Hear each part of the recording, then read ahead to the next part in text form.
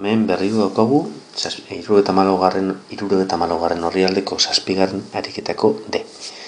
Eta hemen berriro daukagu esatera joan den, egiaztapena egin behar dugu, beraz, hemen egiaztapena egin behar dugula gogoratzeko, ohitura moduan, e bat idatzi hor, zein da izenatzaileen MKT? MKT izango da bi bider x gehi bat. Egingo dugu danak bider hori. Bi bider x gehi bat bider x, ken bi bider x gehi bat bider x ken bat zati x gehi bat, berdin hiru x ken bat bider bi bider x gehi bat zati bi. Zatikiak simplifikatu, x gehi bat x gehi bateaz, bi biaz, toren hasi bidertzen. Bi bider x eta bider x, bi x berbi.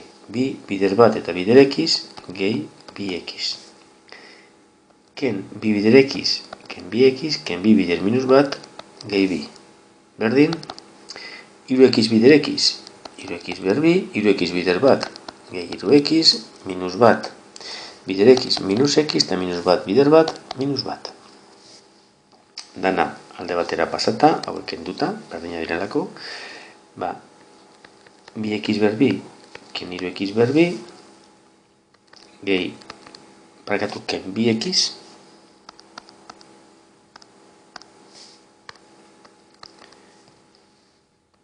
gehi bi, gehi bat. Berdin 0, dan alde batera pasatuz. Orain, minus x berbi, ken bi x gehi hiru, berdin 0. Orain, x-a,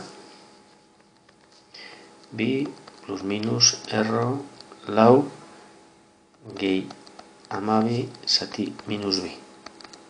Bi plus minus lau zati minus bi. Hau da, minus hiru edo bat. Kasu bietan, baliogarriak dira, ortesterakoan izendatzaileetan ez duelako 0 emoten.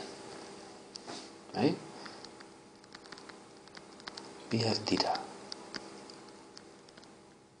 Baliogarriak izendatzaileetan ortesterakoan ez duelako 0 emoten. Beti esaldi bat egin.